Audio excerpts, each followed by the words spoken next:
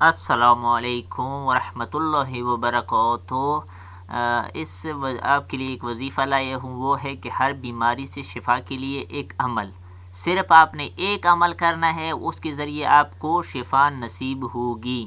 تو وہ کیا ہے، آپ کو سامنے اسکرین کے اوپر بھی نظر آئیں گا کہ وہ سورہ حمد ہے، سورہ حمد۔ تو حضرت امام جعفر صادق علیہ السلام فرماتے ہیں کہ رسول خدا نے فرمایا کہ انسان کی ہر بیماری دور ہو سکتی ہے اگر وہ نماز فجر کے بعد 40 مرتبہ سورہ حمد کی تلاوت کرے اور ہر مرتبہ حمد پڑھنے کے بعد کہے حسبنا اللہ ونعم الوکیل، تبارک اللہ الاحسن الخالقین، ولا حول ولا قوة الا باللہ العلی العظیم، اور بیماری کی جگہ پر اپنا ہاتھ پھیرے تو وہ تندرست ہو جائے گا اور اللہ اسے شفا عطا کرے گا۔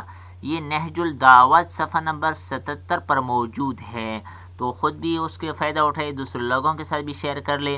التماس دعا۔ Thank you for watching.